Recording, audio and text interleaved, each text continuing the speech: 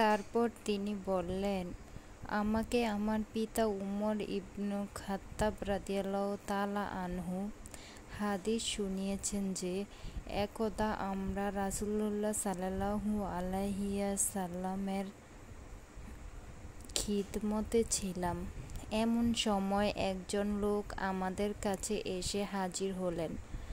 তার পরিধানের কাপড় ছিল সাদা ধবধবে, মাথার কেশ ছিল কালো কুচকুচে, তার মধ্যে সফরের কোনো চিহ্ন ছিল না।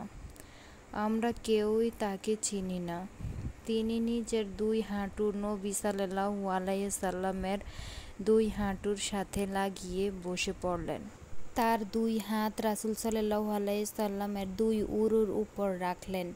তারপর তিনি বললেন, হে মুহাম্মদ, আমাকে ইসলাম সম্পর্কে অবহিত করুন।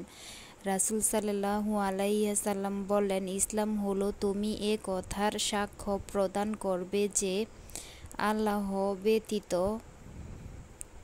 কোনো ইলাহ নেই এবং নিশ্চয়ই মুহাম্মদ আল্লাহর রাসূল। সালাত নামাজ কায়েম করবে, যাকাত আদায় করবে, রমজানের রোজা পালন করবে এবং বাইতুল্লাহ পৌঁছার সামর্থ্য থাকলে হজ পালন করবে। আগন্তুক বললেন, আপনি ঠিকই বলেছেন। তার কথা শুনে বিস্মিত হলাম যে তিনি প্রশ্ন করেছেন আর তিনি তা সত্যায়িত করেছেন।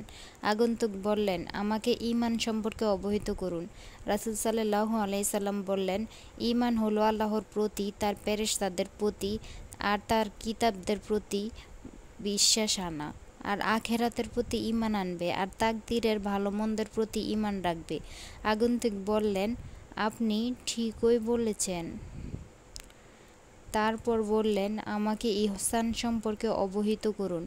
রাসূলুল্লাহ সাল্লাল্লাহু আলাইহি ওয়াসাল্লাম বললেন, ইহসান হলো এমনভাবে ইবাদত বন্দেগী করবে যেন তুমি আল্লাহকে দেখছো, যদি তুমি তাকে নাও দেখো তাও ভাববে তিনি তোমাকে দেখছেন। আগন্তুক বললেন, আমাকে কিয়ামত সম্পর্কে অবহিত করুন। রাসূল সাল্লাল্লাহু আলাইহি ওয়াসাল্লাম বললেন, এ বিষয়ে প্রশ্নকারীর চাইতে যাকে জিজ্ঞেস করা তাকেই হয়েছে, তিনি অধিক অবহিত নন। আগন্তুক বললেন, আমাকে এর আলামত সম্পর্কে অবহিত করুন।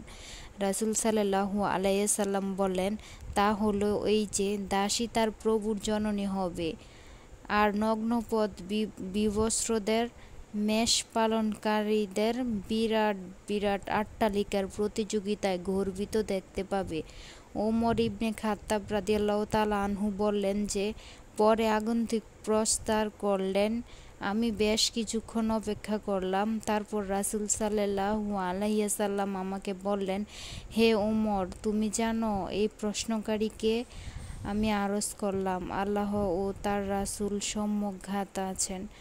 রাসূলুল্লাহ বললেন, তিনি জিবরাইল, তোমাদের তিনি দ্বীন শিক্ষা দিতে এসেছিলেন।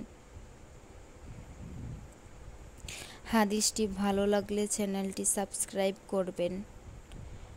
ভালো থাকবেন। আল্লাহ হাফেজ। আসসালামু আলাইকুম।